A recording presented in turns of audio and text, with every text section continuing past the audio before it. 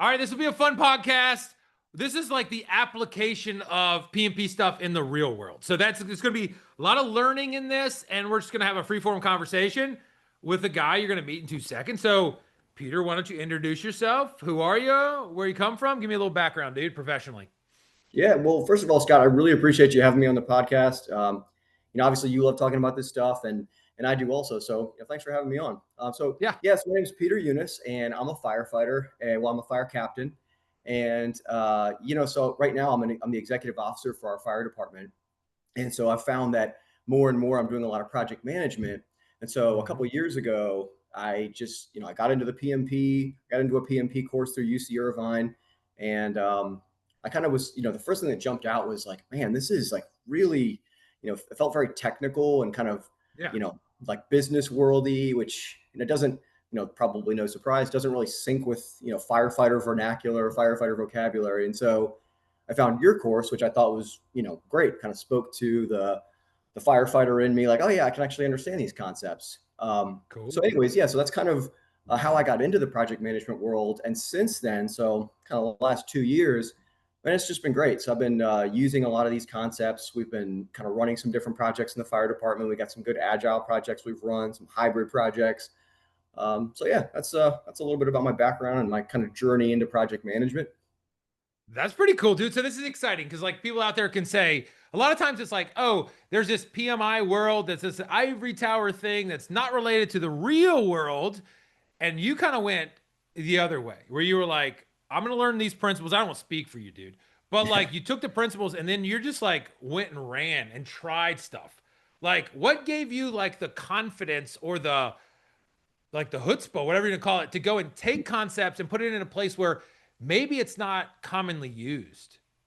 Yeah, man, that's right on, Scott. So, I think one of the things that clicked with me was when I got promoted to captain, I was started getting involved in a lot of these projects, and it dawned on me that whether or not we structure these projects the right way, we're going to run them anyway. Yeah. And we're leaving money and time and energy on the table because they're disorganized or, we don't have a solid scope document. So that kind of, gave me I don't even know if I want to say it this way, but like, what do we have to lose? We're not doing a great job of organizing these projects. And so why don't we try some structured approaches? Why don't we try utilizing some of this project stuff? And then we had a really, really big project a year, or I guess a year and a half ago now, Mhm. where we had to open up a pharmacy in Okay. very short period of time. And so this was like a great kind of training ground for me to use a lot of these concepts. And then it went great. We used basically, I guess it was more of a hybrid approach, but we utilized a Okay. hybrid approach, which was really heavy on some agile stuff. We had a project backlog. We were utilizing a scrum master, and I was shocked. I was like, man, this is really catching on. But there was one of the things I learned though, and we've talked a little bit about this, Scott, was that Yeah. when you take those project management terms and you try to graft them Mhm. onto the fire department or Right. whatever your industry is, you gotta like make it your own. And so it jumped out at me that there was a couple of things we were going to have to tweak, like the metrics, the Okay. terminology, just some like basic things that once we adjusted it, once we tweaked it and kind of contorted it a little bit, we actually like found a system that works for us. And so, man, the last 2 or 3 years, it's been like a real training ground. These different approaches, different projects, different communication styles. It's just been really cool. That dude, we got so much to talk about. This might go an hour and a half. Who knows? So like let's go back to that first project. You, guys and girls like out there, I've met a lot of your people since then.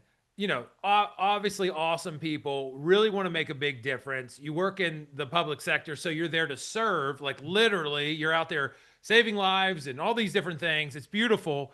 What was it like when you were in there, like introducing some of these things?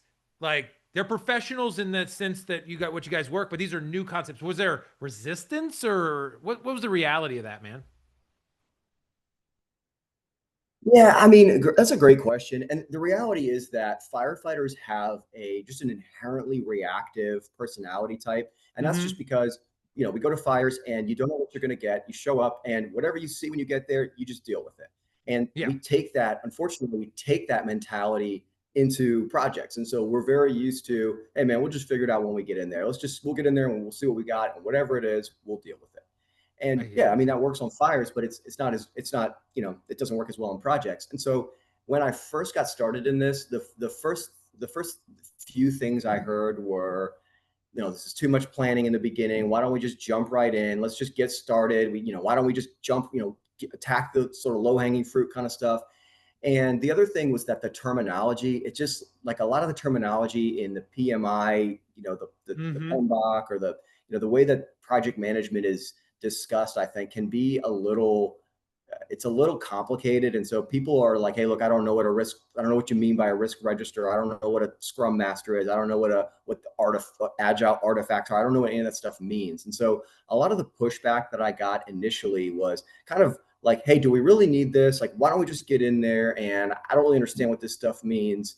But I think a lot of that stuff is and look, I've been a firefighter my whole adult life. I was a forest firefighter for a little while in Montana, and then I've been a city firefighter for a large metropolitan department for almost 15 years now. And so this is all I know. But I would guess that any industry that sort of moves into project management to get started is going to face a lot of those challenges. Like, hey, why do we really need this? We have our own system and it's so great. What do we Yeah. need this new thing for? So those were, I think, some Mm. of the big challenges that I saw kind of right away when we tried to start How'd this. you make the case? Like, dude, so they were like, hey, let's go into it. We'll figure it out. There's like that push to go, we'll low hang fruit. We'll knock it out. How does one make the case? Or how did you make the case to them? Did you say, please help me? Like, or what was the approach to like get them to like take a chance, do some upfront planning, and then go from there? How'd you get it started, dude? Yeah. So I think the way I would explain this is, and this is just something I believe for projects generally, but it's about Uh-huh. momentum. And so we Okay. built some momentum. I had a couple early projects, and just anytime you're a captain in a fire department, generally speaking, you're going to get projects. They're going to give you Okay. projects. And so I had a few smaller projects. I had a project where we had this Bluetooth functionality. So we have our air Mhm. packs that we wear in fires, and we have our radios. Yeah. And the old school ways, you just kind of talk into the radio, which is fine on like a car accident or something like that. But once you put that mask on, your voice Hmm. gets very garbled. The communication is difficult to hear. And so there was this technology that we wanted to implement where there's a Bluetooth microphone in your mask, and it Nice. connects basically your air pack to your radio. So one of my first projects was, hey, let's trial this equipment out. Let's set up a trial, test it out at a few different fire stations, see if it works, see if it's safe, and then if we like it, we'll deploy it across 23 fire Hmm. stations. And what I found was people really liked the way that a structured, organized project feels, because when your leadership asks you, hey, how's it going with this project? Instead of saying like, I don't know, I think it's going okay, or I don't know, I feel like it's not, you can say things like, hey, we're under budget by this amount of money, or we're on schedule. These are the risks that we forecasted. Here's what we've done to Yeah. mitigate them. This is the scope. This is exactly what I'm going to deliver for you. What I found was people were really receptive to that. They're like, man, this is great, actually. And so, Yeah. I think the proof really is in the pudding. And then when that and a few other projects got, underway, then we had this big mega project. And that's kind of like hey, look, you kind of have these smaller ones, and then all of a sudden now it's trial by fire. And this was just a great opportunity for us to show, hey, listen, it's not the case that all these other industries out there have tried project management and it works, but we're so special and so different that it can't work Mm. here. It's just like, what do we need to change and adapt so that those concepts that have been, pretty thoroughly tested and proven over many, many decades, what do we need to do to take that and make it work here? So it's not like, you're trying and you're inventing something new. You're adapting an already like pretty thoroughly proven philosophy for your specific, ecosystem or work environment. Dude, that is amazing how you take like the thing in there. And I think there's genius in what y'all are doing, I believe, where you're not just saying, I'm going to take an existing system, I'm going to take it from a book, and we're going to clamp it down on our industry. Therefore, it will work. And that seems Yeah. to be like an ill-fitting shoe in a sense or whatever. But you're like crafting it like an artist and like, respecting where you are and respecting where the other people came from to make it like it work. So that's awesome. So you talked a lot about terminology. What Yeah. are some of the things that you're like, hey, this is what PMI calls it, this is what we call it because this resonates with us? Is there anything that comes to mind? Yeah, I mean, I'm glad you asked that, Scott. There's a couple things I'd like to talk about. So really what I've found is when I'm explaining these concepts, I like to keep it as simple as I possibly can. Yeah. So when I explain okay, like we've got our, we're going to put together our scope. How do we make a scope? We get our requirements. The requirements are like bricks. When we get enough of them, we can build our scope. And then we're going to make our activities list. We'll take that scope and we'll decompose it into an activities list. But what I'll say is, hey, you know what? Let's just call it a to-do list. You have a to-do list at your house. You make one. This is we take our requirements and we're going to make our scope, and then we're going to break it down into a great big giant to-do list. And then Mm-hmm. so things like that, but also just the roles. So project manager is one that I think people sort of intuitively understand. But when we were on our pharmacy project, which was a very fast-paced project, we had a really aggressive tempo. We were doing a meeting every week, and Yeah. many meetings in between. And I wanted essentially a scrum master. I wanted somebody who can operate as a scrum master, move between the different teams, make sure that things were moving the way they were supposed to, early Mm-hmm. identification of problems, bringing them to me.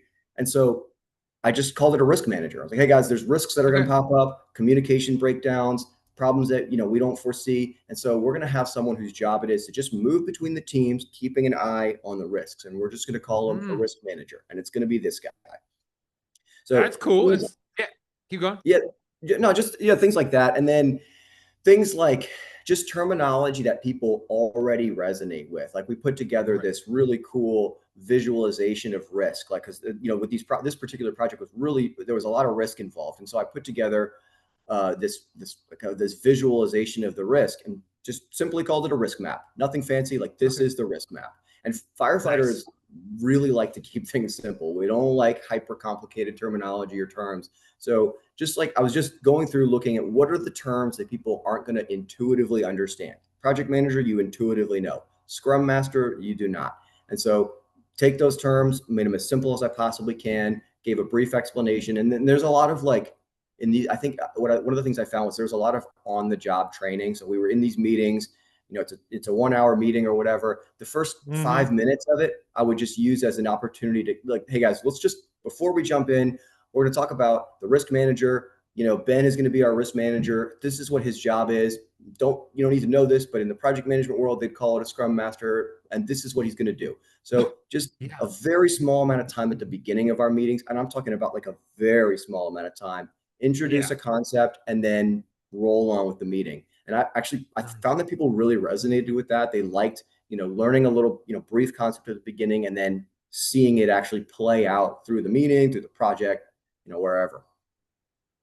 Dude, this is amazing. Like, I think I know the answer to this question, but I'll ask it anyway. As you're doing this and you're working more and more projects, like, are you starting to build like mini project managers or little devotees, or is it starting to? I'm very tentative to use the word catch fire with the present company, but like, is it starting to grow out there, or is it still a one man show? How does it work with y'all? Well, yeah. So one of the things, so once we got rolling and we demonstrated like, here's the value of project management. Because I think at Mm-hmm. first people hear it and some of the terms can sound kind of goofy and they listen to it and like, yeah, I mean, I don't really see how this works. I'm sure it works for banks and software companies and everybody else, but like we're so very different, it can't ever work for us. But once you show, hey, look, the value's here. Okay.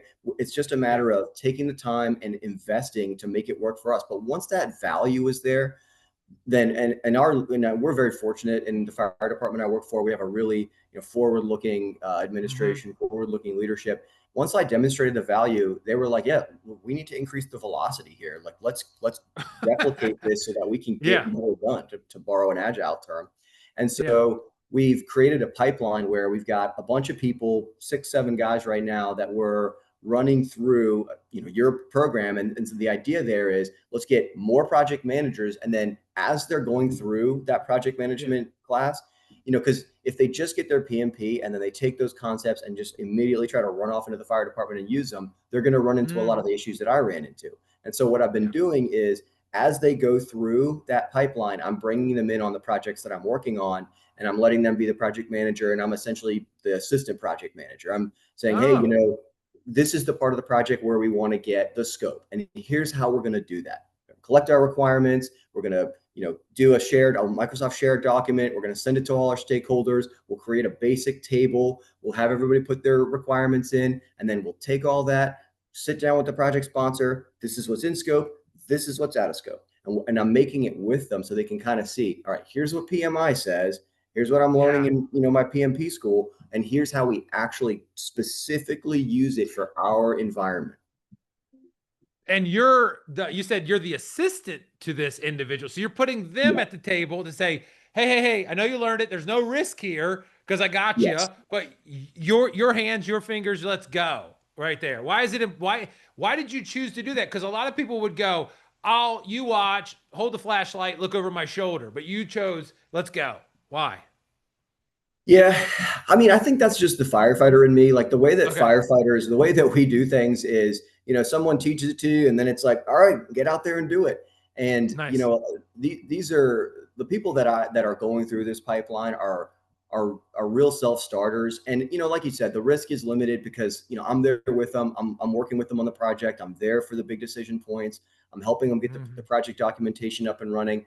I think when you are in charge of something, you get ownership over it. You feel that sense, a deep sense of ownership. And that's something that's really important in the fire service, is having that sense of ownership, feeling like this is mine and I'm going to see it succeed because I own it. I feel a deep sense of I hate to keep saying ownership, but I feel like I own this and I want to see it through. And so I think that when you put people in charge of stuff, you're going to get buy-in, you're going to get that ownership, you get a stronger accountability from them. And so that was kind of the thought process.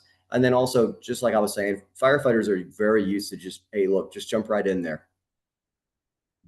Yeah, I love that. And I imagine that having their hands on the wheel, starting to do everything you said and own it, they're going to have to start to say, hey, you're going to have to explain it to a person, or you're going to have to interface with a stakeholder, or you're going to have to update this document.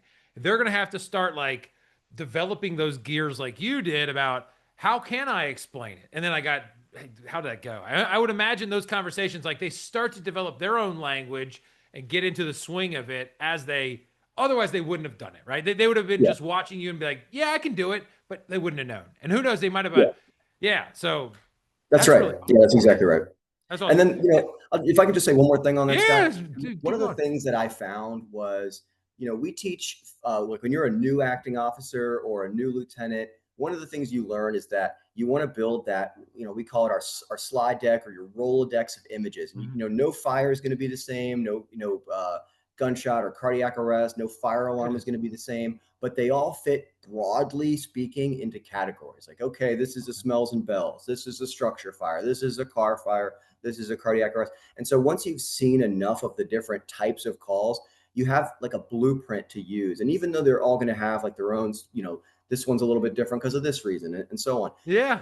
You can utilize similar approaches. And what I started to see over time as I managed more and more projects in the fire department was that they tend to fit into these consistent categories. We have technology rollouts, or you have a policy development, or you're what I call an architecture project where you're building something new that wasn't there before. Or a process optimization, hey, we got this transfer process and every time we do it, something gets missed. And so let's come up with a new way to standardize this process. And we got to interface with the stakeholders. And so because there was those categories that I was like, oh man, this is a lot like that other project.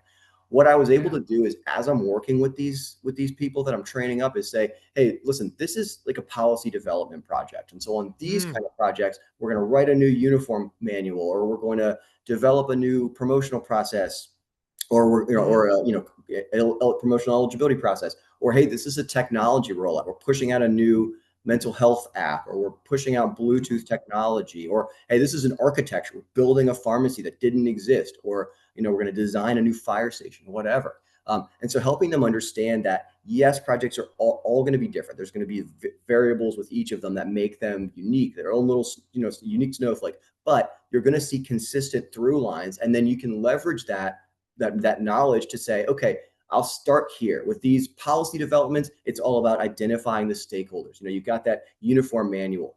We got HR that's got to approve it. Legal's got to take a look at it. We're going to need to have our logistics people who are going to have to order these uniforms involved. Yeah.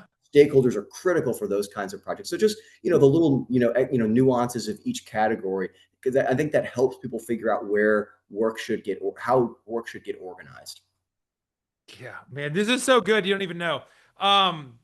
The people that are listening to this, like, you know, podcast guys from my side, and heck, you should take this and post it on your podcast too, as well. I think. For the PMP side, a lot of times some of the initial objections that we hear for like developing, project managers and PMPs is, oh, this won't work in my neighborhood, or this isn't the way that we do it.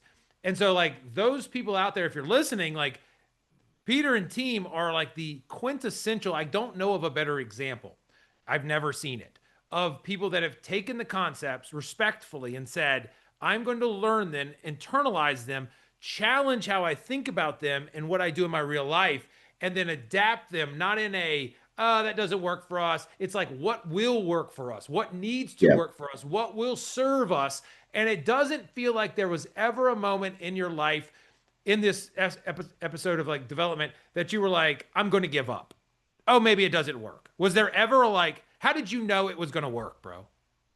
Well, actually, like the first time, so I started, and the UC Irvine program was good. It was a really good program. I'm glad I did it. But the first time I ordered the textbooks for it, and the first page of the first chapter that I read, I was like, oh my God, this is a mistake. Like I felt like it was a technical manual. That was probably because I don't want to make it seem like it was all, super Yeah, easy. no. We When I love first them. took a look at that, I was really intimidated. I mean, really, I was. And so that actually really stuck with me, because I thought to myself, man, if I'm looking at this and it feels like I'm reading like the manual at a nuclear power plant, that's how it's going to feel for other firefighters. And so I want to make sure that they don't have that, like, oh man, like I'm in over my head feeling. So, Right. I've been really diligent about finding ways to explain, these concepts so that the way they made sense to me. Like, if I can give you an example, one of Yeah. the things that I really love is when I'm assigning work, like when we're in the third step of you have your project initiation, project planning, project execution, monitoring and Yeah. controlling, and closing for a waterfall project. But when you're Yeah. in that execution phase and you're assigning work, hey, you do this, you do this, you do this, it's critical to have an owner. In my experience, it's critical to say, hey, you're the owner of this piece of work. But that's not an Ah, alien concept to firefighters, because when we do our CPR certification at the very beginning of your EMT or your paramedic training, when you watch those videos, it'll be like, hey, you do compressions, you call 911, you go get an AED. And what we right. learned from the very beginning of our EMT and paramedic training is, you don't just say, hey, somebody start compressions, somebody go get an AED, somebody call 911. You say, Yeah. you do it, and you do it, and you do it. And what that is you're assigning a specific person, hey, this is your job, this is your work, Mm. see it through. And so tying it back to things that people already intrinsically understand, I like that really, really resonates with people, I've found. And that's how it resonated with me, like seeing these concepts, which, if you zoom all the way out, Hmm. project management, as I understand it, is just a set of tools to get work done, to get things done. And, and Yeah. so when you look at it like that, give those tools to people in a way that they already understand, and that then it's an easier jump from something they know to this new, or what feels like a new concept, which is just a way to get work done. Dude, I love this. And then you could have gone the way that said Agile promotes shared accountabilities between roles that causes like a more robust, system that will drive blah, blah, blah, blah, blah, go on and whatever. I'm not attempting to attack the Agile gods. I love them more than a friend. But like you were explaining it in a way that people are like, oh yeah, I remember CPR. And essentially, you're not even having to use the word shared accountabilities that like you're going to do this, you're going to do this, you're going to do this, and we all depend on each other. Like you don't even have to use those terms. And that's my inference of what you were like doing. But like you made it in a way where they're like, I get it, I can put it into practice, And now, yeah, that's the way we're going to do it. That's the way we've always done it. So Yeah. it doesn't feel like to me that you implemented a system that was like, oh, this is totally foreign from Mars. It's new. It's like, oh, we're already kind of doing this, but Yeah. maybe we weren't as disciplined. In when you go into a fire, I bet you hold yourself to such a high standard that there's an accountability to each other because your life's on the line and the people that you're trying to save. I'm guessing that there's no negotiation about the quality. Maybe in the projects it wasn't the same way. I'm guessing. But now I imagine that it is to say, like, we have shared accountabilities. We're going to do this. We know what we're going through. It is our system. We're going to be successful. I don't know if I'm jumping too far. No, I mean, I think you're really onto something there. And I think like another thing too, and that's total, by the way, totally right about the fire. You know, it's the ultimate form of accountability. Um, I think the thing too is with so for fire departments, what we really have is projects are basically a third of what we do, or maybe Right. a quarter, but we have projects, programs, processes, and 911 calls. And I Okay. think what's important is once we see like, hey, look, this is a big part of what we're doing, and it's how Mhm. anything that we do in the fire department, if we stand up a new program, it's going to start as a project. If we want new equipment, that's a project. You want a new fire station, that's a project. You want to change the way we train or log, medication use for the ambulances, that's a project. And so I think for the majority of the workforce, it's just understanding like, look, this isn't something that we're going to start doing. This is something that we Mhm. are doing and have been Yes. doing. This is a way that we can do it better. And it's not just better Yes. for the bean counters, it's better for you, the project manager. It's better for the workforce. It's better for the community that we swore an oath to protect. Because if we can deliver better projects, which save money or save time, that's opportunity. We can take that money and maybe that's the money that we use to buy new equipment. Maybe that's the time Yes. we use to train. Maybe that energy that you save not banging your head against the wall on a project, now you can put that energy into something else, maybe a smoke detector initiative or whatever. And Hmm. so it's not like this isn't something we do just, oh, like let's just save money for the accountants. Like that's not it at all. Like the ability for us to execute good projects is directly linked to the service we give to our community. And that's why everybody gets into it. I mean, yeah, going to fires is a blast. Yeah, it's exciting. But at the end of the day, you get into it to serve your community. And so this is how we serve our community. It's a big part of what we do. Dude. And I don't pay taxes in the neighborhood that you live in, but like if I had heard that and be like, oh, goodness me, a public servant who is using the money that is in the tax base for something that is making us better and is a good steward of that capital, putting it into practice. And, from an acceleration and velocity standpoint, you're like, I'm getting more done. I'm doing it the right way the first time. And I'm being able to stack up more opportunities, better trained people, more engaged people, better outreach into the community, all these different programs, more goodness projects.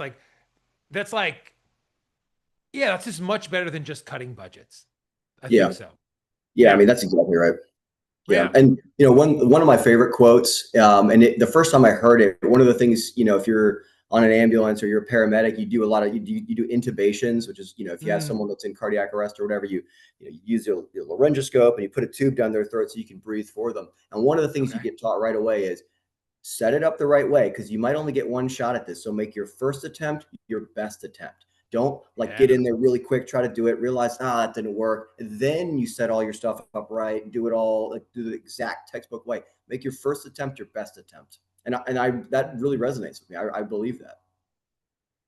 So like that, man, there's so like, oh, goodness, like when someone's out there going to another industry, they just got to find what resonates with them. My assumption would be, I don't want to go too much out of like fire departments and such, but it seems as though like there's probably something that's going to resonate. You have plenty of beautiful examples where it's like, yeah, that seems obvious about intubation and all that different stuff. Um, Doing it right the first time, and I love the. So what are you doing now? Like, so you're running projects now. There's so many Yeah. different directions we can go. I'll try to be good about this. You're writing a book, or you wrote a book. Where is it, dude? Like, what have you Yeah. done to kind of get this genius down in paper, bro? Yeah. So I really, once I started getting into this, I got really interested in like, is anybody else talking about this? Because I was just like, man, this is such a big part of what we're doing. Yeah. And I looked into it. I tried to find books on it, like specifically, there's a million project management books, but for my industry, or for even just Yeah. like challenges like mine, because although I talk about the fire department because that's what I know, just in talking to my colleagues in the police department or the sheriff's department or the 911 agency that we work with and that I was at one time a liaison for, a lot of the challenges are the same. I mean, they have budget cycles that they have to operate in. They have crisis projects that come up. They have people who get promoted through the organization based on their ability to put fires out or arrest bad Yes. guys or answer 911 calls, not necessarily for their ability to manage projects. And so you have people that make their way into middle and upper management that are phenomenal firefighters. They're phenomenal police officers. They're phenomenal 911 dispatchers, but they haven't Yeah. had a lot of experience coaching and or competence in these things. And so, not to go too far down the rabbit hole on that, but I found that, like, yes, some of these problems are specific to the fire department, but a lot of those challenges are pretty broad throughout public safety or even just local government. So, anyways, to your question, I kind of looked into it, I researched it, and I was like, man, there's just not a lot on project management in the fire department. So I started a podcast with, one of my colleagues who I've been Yeah. doing a lot of project management with, and we just got our first couple episodes out there, and Yeah. I'm really excited about that. And yeah, I'm working on a book called Project Command, and what I wanted to focus on is kind of what we've been talking about. Hey, look, here's a firefighter's understanding of project management. And it's, I'm not trying to teach engineers how to manage projects or construction guys. I just want, hey, look, I'm a firefighter. That's all I know. I've been a firefighter my entire adult life. Let me talk to you, one firefighter to another, and say, this is how you look at a scope. This is how you do risk forecasting. This is how you monitor and control work. This is how you track metrics from a firefighter's perspective. And then I wanted to give Yes. some real world examples because like I was saying, you get that Rolodex or that slide deck of images, like fires you've been to. If you haven't, there's very few full-time project managers in the fire department. So it's difficult to build that Rolodex and you'd like, oh, this project reminds me of that other one. And so this is what we'll do. Yeah. And so I wanted to take the Rolodex that I've built and give it to other people and say, hey, look, this reminds me of a technology project. We did a technology rollout that looked like that. Or, hey, this is a policy development project. This is an architecture project. Whatever the case might be. This is a community relations project. And so Dang. that's what I was hoping to do is just basically give a firefighter's understanding. We're not going to go super deep on jargon. I'm not going to, overload, Yeah. deep principles and all this stuff. It's just like, look, this is the stuff you need to know. And I think Yeah. firefighters already kind of feel that way because we use, there's this concept called ICS, which is an incident command Okay. structure. And not to go too deep on it, but it's a standardized approach to manage incidents is what it is. And it really kind Yeah. of gained traction after 9/11 to get everybody managing incidents the same way. And one of the biggest concepts that you learn in ICS is how to scale it. Because if you go and you have a, God forbid, a plane crash, and you try to manage a plane crash the same way you manage a single vehicle accident, it's too much. It's just too much. So you Yeah. have to scale it. How much do you actually need? Do you need it to be this big, or can it be this big? And it's the same Yeah. with project management. PMI has 49 process groups, and I'm totally sure there are projects that are so big and so complicated that you have to do every single one of the 49 process groups. But it's been Yeah. my experience in the fire department that most of our projects, you're good with like 10 or 15 of those, 20 maybe. Yeah. And yeah, and the bigger the project, the more complicated it is, sure, scale it out, make it bigger, include more. But that's what I want. Like, it's concepts like that I want to explain to firefighters. Like, look, you don't have to do all 49 of these. Like, these are the ones that are critical for us. Now, again, I don't know about other people. Maybe it's different in the engineering world. Maybe it's different for software development. But for us, these are battle tested things that are going to work for us. Dude. All right.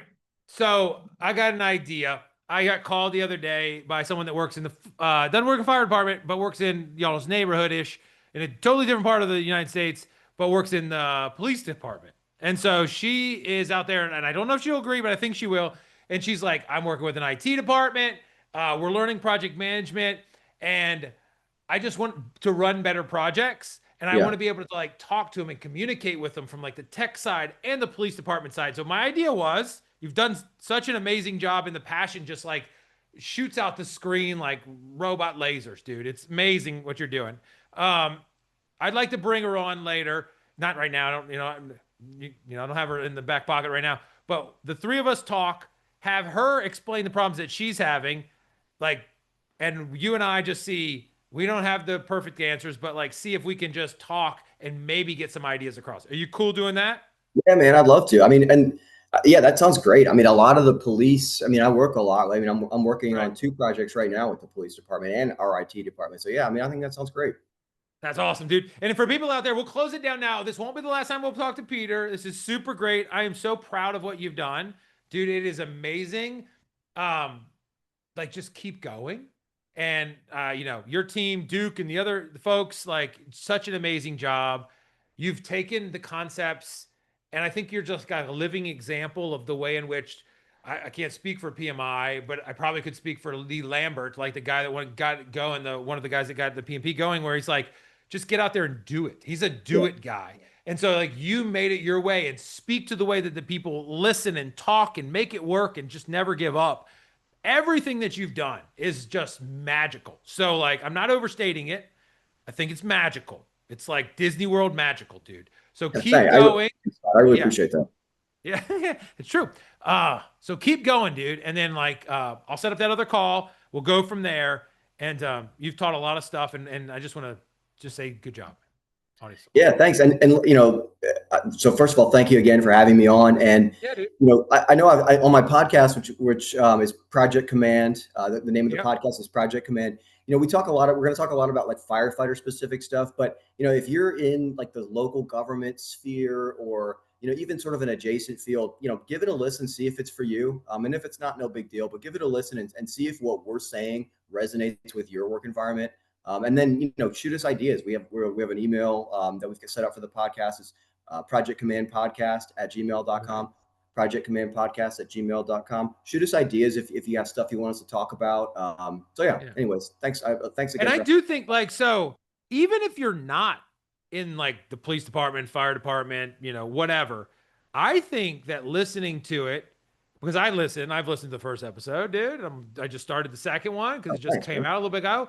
I think like listening to things that aren't your neighborhood gives one the ability that's like risk free to just reflect on the way someone else is doing something because it's not like oh, I build software, I build apps with my guys, me personally. It's like if another app, it's like we start working like nerd, you know, talk and oh, well, we do it differently and it doesn't work like that here.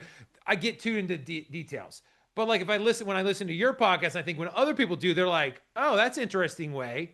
Oh, I like that problem. And you're kind of like reading a book and you're like a fun book where you're like, oh, I didn't like you talk about firefighter stuff. And I'm like, dude, I don't even know how you do this stuff. Like when you talk, I almost passed out when you talked about intubation. I'm not gonna tell you now, dude. Like I not go with needles. I try not to visualize it, but like it gives you an opportunity to reflect on like, oh, that's how they apply it in a risk-free world, and then you can go, okay, so how could I do that in my world?